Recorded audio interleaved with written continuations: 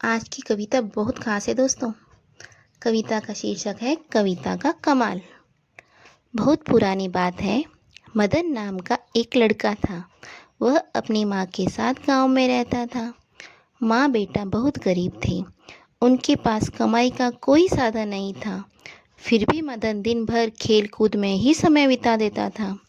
परेशान होकर एक दिन उसकी माँ ने कहा, अब मैं तुझे बैठाकर नहीं रख सकती, जा कुछ पैसे कमा कर ला।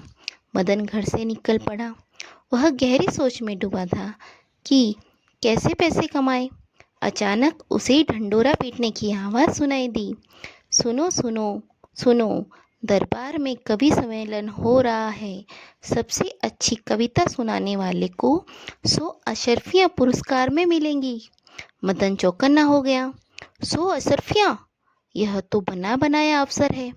वह सीधे राजमहल की ओर चल पड़ा। चलते चलते वह सोच रहा था कि उसने कभी कविता तो रची ही न थी, क्या सुनाएगा। वहां पहुंचकर उसने सोचा कि रास्ते में कुछ न कुछ सूझ ही जाएगा। थोड़ी दूर पहुंचा तो उसे कुत्ता दिखाई दिया। कुत्ता पंजों में जमीन खोदने लगा। मदन ने अपनी कविता की पहली पंक्ति सोच ली। खुदुर खुदुर का खोदत है। यह पंक्ति उसे इतनी पसंद आई कि उसे दोहराते हुए वह एक तालाब के पास पहुंचा। वहां एक भैंस पानी पी रही थी। मदन बोला, सुरूर सुरूर का पीबत है। मुस्कुराते हुए वह आगे बढ़ा। इतने में उसे पेड़ की एक डाल पर चिड़िया बैठी दिखाई दी। पक्षियों के बीच वह सिर निकालकर इधर उधर झांक रही थी। उसे देखते ही मदन के मुंह से निकल पड़ा, ताक झांक का खोजत है। तीनों पंक्तियों को रटते हुए वह चलता गया। रटते रटते उसे अपने आप एक और पंक्ति सूझ गई, हम जानत का ढूंढत है। अब तो सचमुच उसके मन में लड्डू फूटने लगे। कितने आराम से यह कविता रचता चला जा रहा था। तभी उसे सर्र की आवाज़ सुनाई पड़ी। मदन ने चौंक कर देखा कि एक सांप रेंगता हुआ जा रहा है। उसने आगे की पंक्तियां भी तैयार कर ली। सरर सरक कहाँ भागत है, जानत हो हम देखत है, हमसे न बच सकत है। अब केवल एक पंक्ति बाकी रह गई, पर मदन निश्चित था कि वह पंक्ति भी चलते चलते सूझ जाएगी। राजधानी पहुंचा तो राजमहल का रास्ता ढूंढने की समस्या खड़ी हुई। पास में खड़े एक आदमी ने मदन से पूछा, भैया आपको राजमहल का रास्ता मालूम है? क्यों नहीं, उस आदमी ने उत्तर दिया, मुझे नहीं तो और किसे मालूम होगा। मदन ने सोचा कि अवश्य यह राजमहल का कोई कर्मचारी होगा। उसने पूछा, आप कौन हैं साहब? उत्तर मिला, धन्नु शाह। मदन के दिमाग में एकाएक बिजली चौंधी। धन्नु शाह भाई धन्नु शाह, क्या बढ़िया शब्द थे। उसने इन्हीं शब्दों में से एक कविता और बना डाली। वह खुशी खुशी राजमहल पहुंचा। अंदर घुसने से पहले उसने अपनी कविता फिर दोहराई। खुदुर खुदुर का खोदत है, सुरूर सुरूर का पीबत है, ताक झांक का खोजत है, हम जानत का ढूंढत है, सरर सरक कहाँ भागत है, जानत हो हम देखत हैं, हमसे न बच सकत है, धन्नुषा भाई धन्नुषा। राजमहल में कवि सम्मेलन शुरू हो चुका था। एक एक करके कवि अपनी कविता सुना रहे थे। बारी आने पर मदन ने फिर अपनी कविता सुनाई। सुनने वाले एक दूसरे का मुंह ताकने लगे, क्या अर्थ था इस कविता का। पर किसी ने भी यह नहीं दिखाया कि उसे कविता समझ में नहीं आई। राजा के सामने वो मूर्ख नहीं दिखना चाहते थे। उस रात राजा साहब की भी नींद नहीं आई। मदन की कविता उसको सता रही थी। छज्जे पर खड़े होकर वे कविता दोहराने लगे। सोचा कि शायद इसी तरह इस पहेली को बूझ पाएं। संयोग से उसी समय कुछ चोर राजा के खजाने में सेंध लगा रहे थे। उसमें से एक चोर वही धनुषा था। उसने आज दिन में मदन को राजमहल का रास्ता बताया था। ऊंची आवाज में राजा साहब बोलते बोलते जा रहे थे, खुदुर खुदुर थे। उन्होंने चौंक कर रुक गए। क्या किसी ने देख लिया है? डर के मारे चोरों का गला सूखने लगा। अपने साथ जमीन को मुलायम करने के लिए वे पानी लाए थे। धनुषा ने उठकर एक आध घूंट निगला। तभी राजा साहब बोले, सुरूर सुरूर का विपद है, चोरों को काटो तो खून नहीं। स्वयं कर इधर उधर झांकने लगे कि कोई पकड़ने तो नहीं आ रहा है। राजा ने फिर कहा, ताक झांक का खोजत है, हम जानत का ढूंढत है। यह सुनकर चोरों ने सोचा कि किसी तरह जान बचाकर भाग जाएं। वे दबे पांव बाहर सरकने लगे, पर राजा की फिर आवाज सुनाई आई, सरर सरक कहाँ भागत है, जानत हो हम देखत है, हमसे न बच सकत है, धनुषा भाई धनुषा। धनुषा की तो सांस वहीं रुक गई। उसने सोचा अब कोई चारा नहीं है, बस राजा साहब से दया की भीख मांग सकता हूँ। दौड़कर उसने राजा साहब के पांव पकड़ लिए और विनती करने लगा, क्षमा कीजिए महाराज, अब मैं भूल कर भी ऐसा काम नहीं करूँगा। वैसे हमने कुछ नहीं लिया, आपका खजाना सही सलामत है। राजा साहब हक्के बक्के रह गए। उन्हें तुरंत सिपाहियों को बुलाकर छानबीन करवाई तो पता चला कि उनका खजाना लूटते लूटते बच गया है। मदन को बुलवाया गया।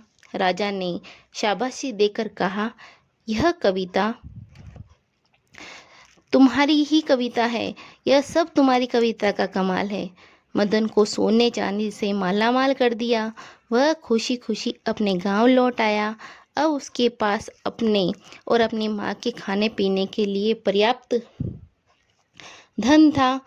दोस्तों, आपको ये कहानी कैसी लगी? अगर कहानी पसंद आए तो चैनल को सब्सक्राइब और वीडियो को लाइक करें। ऐसी ही मज़ेदार कहानियाँ देखने के लिए बाय बाय। जय श्री कृष्णा, राधे राधे दोस्तों। चलो दोस्तों, इसी के साथ एक प्यारी सी कहानी और सुना देते हैं। एक खरगोश था, वह पेड़ के नीचे सो रहा था। अचानक जोर की आवाज़ हुई, धम। खरगोश चौंक कर उठ गया। वह बोला, अरे क्या गिरा? खरगोश ने इधर उधर देखा, उसे कुछ दिखाई नहीं दिया। उसे लगा आसमान गिर गया। खरगोश डर गया और भागने लगा। भागते भागते उसे एक लोमड़ी मिली। उसने पूछा, भाई खरगोश भाई कहाँ जा रहे हो? जरा सुनो तो। खरगोश भागते भागते बोला, आसमान गिर रहा है, भागो भागो भागो। लोमड़ी भी भागने लगी। आगे जाकर उन्हें एक भालू मिला। भालू बोला, ठहरो ठहरो, कहाँ भागे जा रहे हो? खरगोश और लोमड़ी बोले, भागो भागो, तुम भी भागो, आसमान गिर रहा है। भालू भी उसके साथ साथ भागने लगा। खरगोश, लोमड़ी और भालू भागते भागते एक हाथी के पास से निकले। हाथी बोला, अरे सब क्यों भागे जा रहे हो? ठहरो ठहरो, कुछ बताओ तो सही। भालू बोला, आसमान गिर रहा है, तुम भी भागो। हाथी भी भागने लगा। सब भाग रहे थे। आगे आगे खरगोश, उसके पीछे लोमड़ी, उसके पीछे भालू और सबके पीछे हाथी। भागते भागते उन्हें शेर मिला। उसने पूछा, तुम सब क्यों भागे जा रहे हो? हाथी बोला, आसमान गिर रहा है, तुम भी भागो। शेर ने दहाड़ कर कहा, आसमान गिर रहा है? कहाँ गिर रहा है? रुको। यह सुनकर सभी जानवर रुक गए। शेर ने पूछा, किसने कहा आसमान गिर रहा है? हाथी बोला, भालू ने कहा। भालू कहा बोला, मुझसे तो लोमड़ी ने कहा। लोमड़ी बोली, मुझसे तो खरगोश ने कहा। सबने पहले इसी से कहा था। खरगोश चुप रहा। शेर बोला, कहो खरगोश, कहाँ गिर रहा है आसमान? खरगोश ने कहा, मैं पेड़ के नीचे सो रहा था, वहीं दर से आसमान गिरा। शेर ने कहा, चलो चलकर देखते हैं। वे सब पेड़ के नीचे गए। सबने पेड़ के नीचे देखा, वहाँ एक बड़ा सा फल गिरा हुआ था। तभी वैसा ही एक और फल गिरा। धम! खरगोश चौंक गया। शेर बोला, तो यही तुम्हारा आसमान था? लो, फिर आसमान गिरा। भागो भागो भागो! और सभी भागने लगे और जोर जोर से हंसने लगे। दोस्तों, ये कविता कैसी लगी?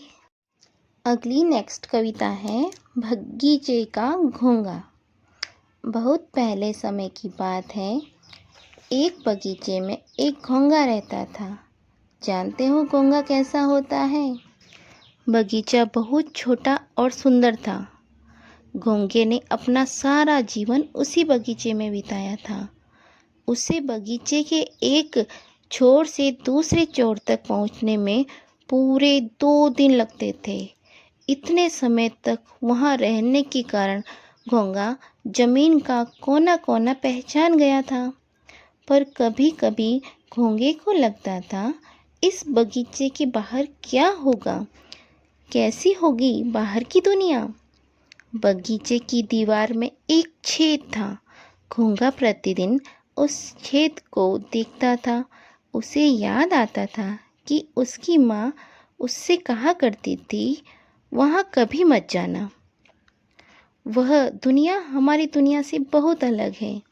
घोंघा कुछ और दिन सोचता रहा। फिर उसने तय किया कि मैं बाहर जाकर देखूंगा कि दुनिया कैसी है। वह सोचकर उसने अपना सामान अपने शंख में बांध लिया। अगले दिन सूरज निकलने के पहले ही घोंघा निकल पड़ा। बगीचा पीछे छोड़ दिया। घोंघा छेद में घुसा और जल्दी ही बाहर निकल आया। बाहर आते ही घोंघा चकित रह गया। जमीन दूर तक उसकी आंखें देखती रह सकती थी। उतना उसने देखा, उसके सामने बहुत बड़ा, लंबा और चौड़ा सा मैदान था। वास्तव में वह बच्चों को खेलने की जगह थी। पर घोंघे ने सोचा ही नहीं था कि इतनी बड़ी जगह भी हो सकती है। वाह, दुनिया सचमुच कितनी बड़ी है। घोंघे ने कहा। उसी समय खड़खड़ की ध्वनि आई। घोंघे को लगा कि पूरा आकाश ढक गया है। वह डर के मारे जोर से चिल्लाया, उई उई। फिर उसने अपने ऊपर हंसने लगा। उसने देखा कि एक सूखा पत्ता उसके ऊपर आ गिरा था। वाह, दुनिया तो कितनी मज़ेदार है, घोंघे ने कहा। वह उस सूखी भूरी पत्ती के नीचे से बाहर निकल गया। थोड़ा आगे एक बड़ा सा पत्थर पड़ा हुआ था। घोंघे को लगा यह कोई पहाड़ होगा। वह झट से उस पर चढ़ गया और देखने लगा। घोंघे ने अपने जीवन में पहली बार लाल चींटों को देखा था। वे अपने लंबे पतले पांवों से इधर उधर जा रहे थे। उसने देखा कि एक गिलहरी फुदर फुदर कर एक पेड़ पर चढ़ गई। उसने देखा कि दूर एक गेंद लुढ़कती हुई जा रही थी और एक कुत्ता उसके पीछे भाग रहा था। वाह, दुनिया में सब कुछ कितनी तेजी से चलता है, घोंघे ने कहा। बगीचे में तो सब कुछ धीरे धीरे चलता था। तभी अचानक उसने एक ऐसी चीज़ देखी जिससे उसका सर चकरा गया। अभी तक तो घोंघे ने पौधे या छोटे पेड़ ही देखे थे। वह यहाँ तो एक ऐसा लंबा पेड़ था जो पूरे आसमान तक जाता था। बेचारे घोंघे ने कभी खजूर का पेड़ देखा नहीं था। वहाँ एक और पेड़ था जो इतना बड़ा था कि घोंघा उसके एक छोर से दूसरे छोर तक भी नहीं देख पाता था। बड़ के पेड़ से जो उसका पाला पड़ गया था, इसलिए घोंघे की आंखें आश्चर्य से और भी खुल गई। उसने कहा, वाह, सचमुच दुनिया कितनी अद्भुत है। घोंघे ने तय किया